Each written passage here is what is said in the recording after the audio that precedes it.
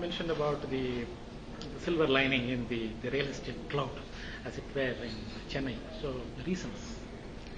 Chennai has actually, if you were notice, sir, Chennai came to a grinding halt after September 2016.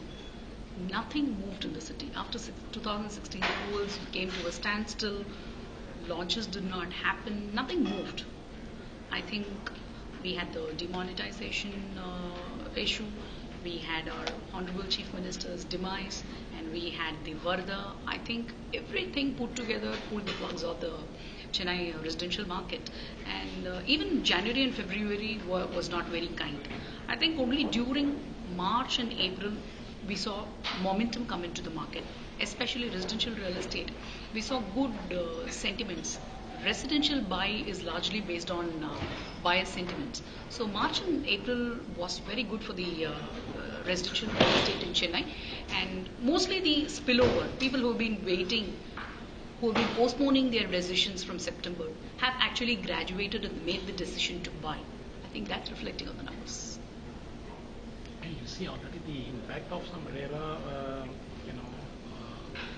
fears were there at one point of time, and now that it's already in force. So how is it impacting or going to impact the market? It's going to be second innings for Indian real estate. One of the most radical and transformational reform that the country is witnessing now.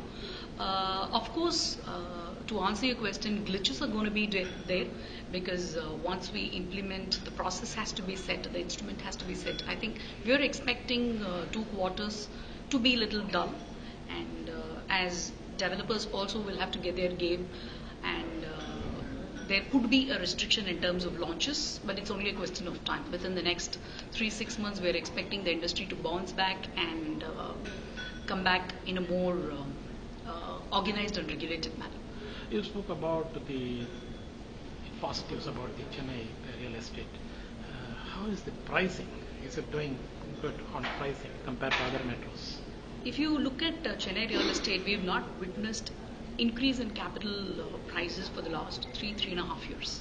The market has not witnessed any increase in capital appreciation. So that itself qualifies for a price correction. We don't expect the prices to go up.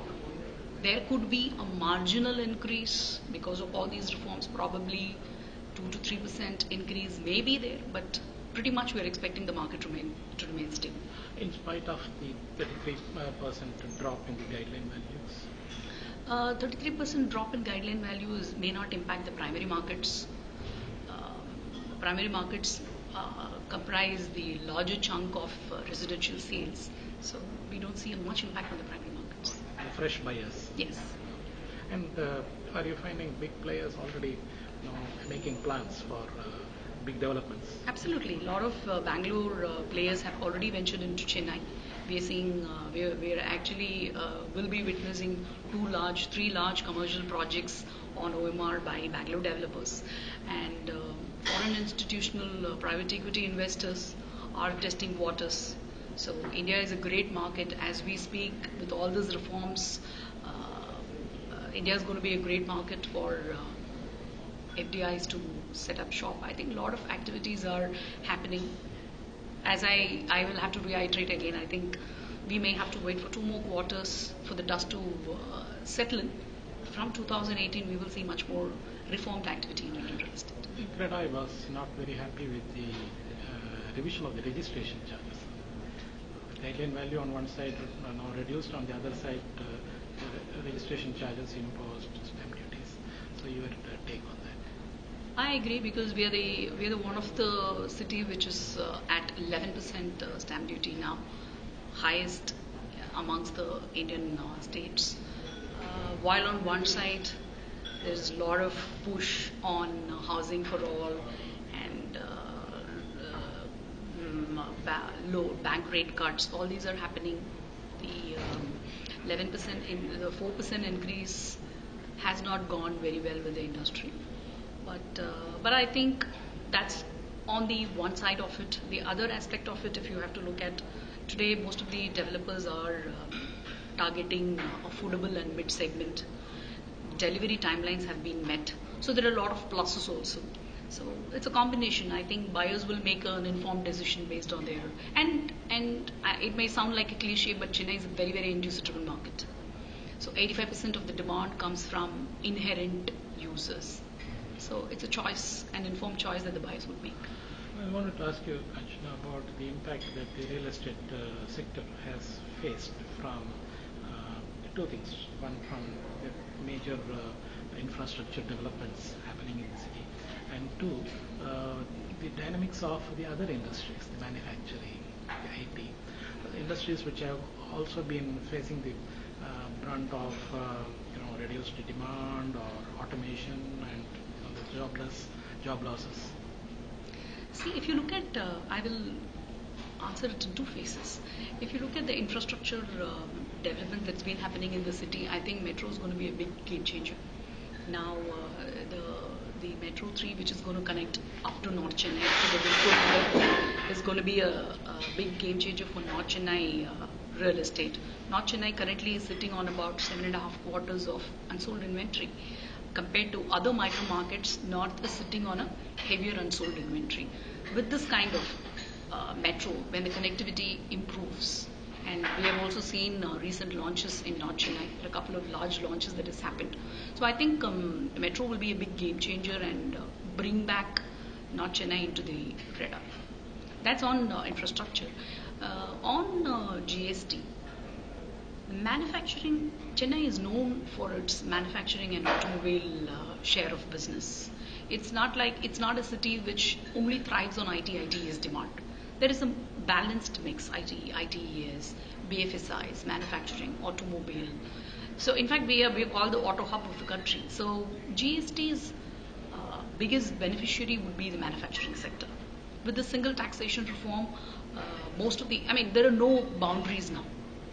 Occupiers are not going to do a comparison between states. So since it's a uniform taxation, Chennai, Pune, Hyderabad, all these cities which banks a lot on manufacturing and automobile will benefit the most.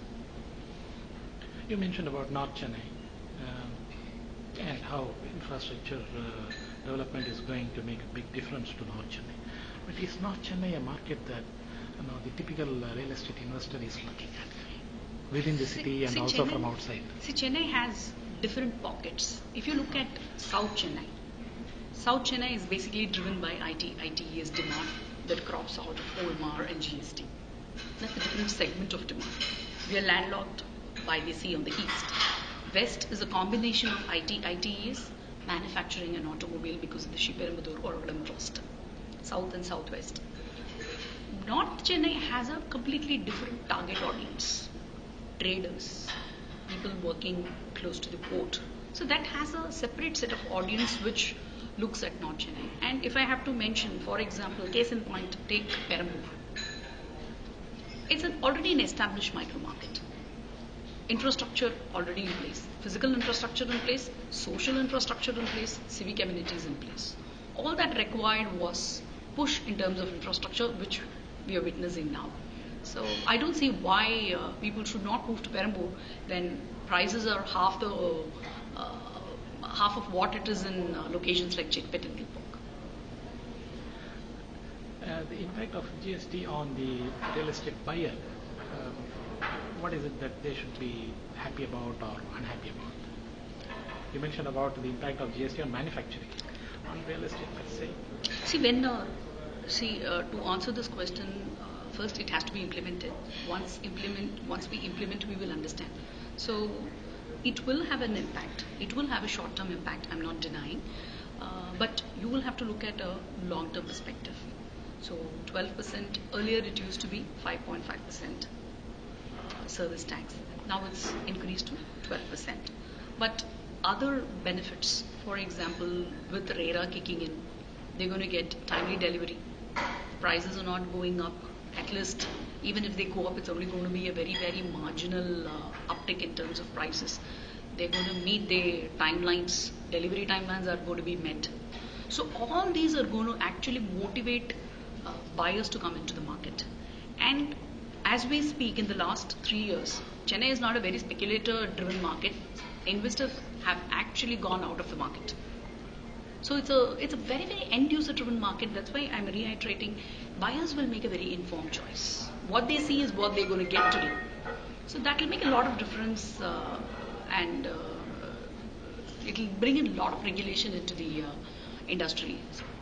The typical comparisons are drawn between Chennai and Bangalore, be it as a destination for new plant or facility, or even for home buying.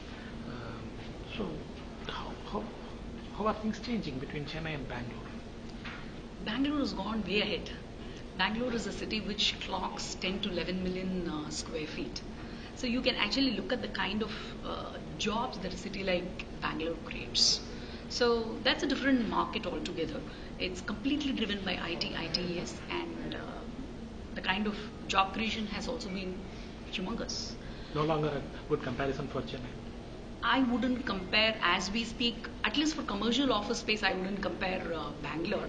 See, you will have to actually segment it and see. If you look at a manufacturing or a BFSI or a research and R&D kind of occupiers, their preference would be Chennai. But if you look at IT, ITES driven market, the first choice is Bangalore, then Pune. So that's exactly the difference between Chennai and Bangalore today. Are the new buyers looking at places like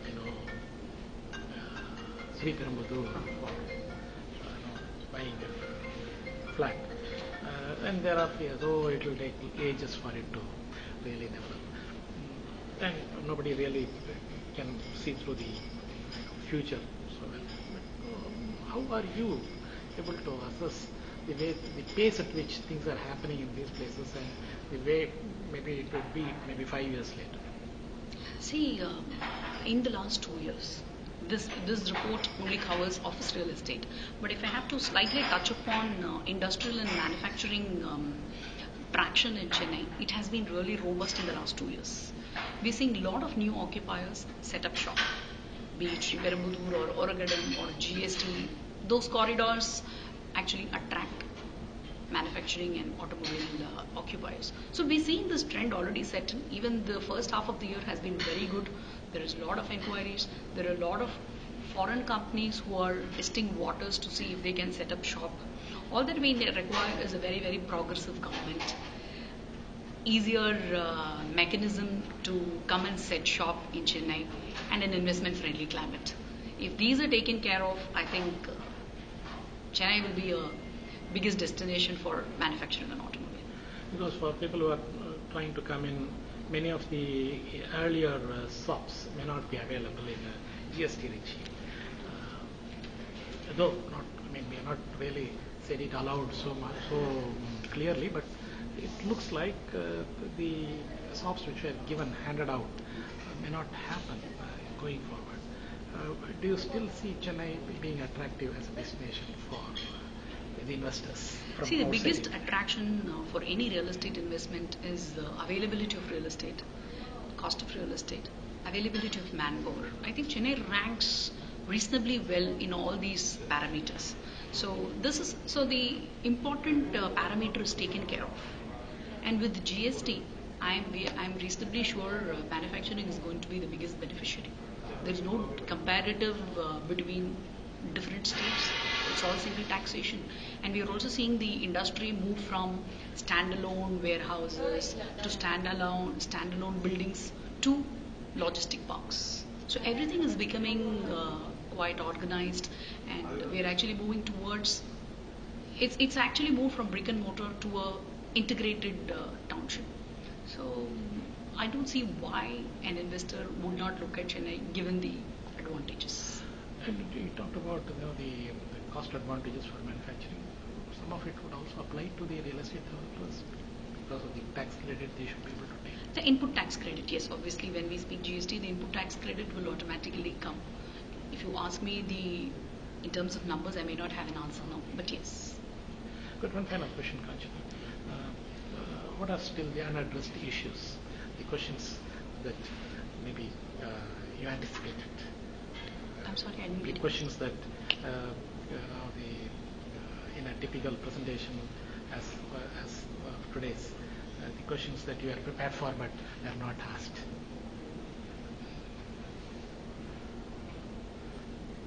Everybody touched upon GST, RERA, nothing much on the guideline slash that you touched upon. I think guideline reduction was something that people did not touch. I think you asked me that question. Pretty much other than that, I think. But you don't, though the report is not so much into the secondary market, but is there a big market for the redevelopment, which would not classify as primary, right?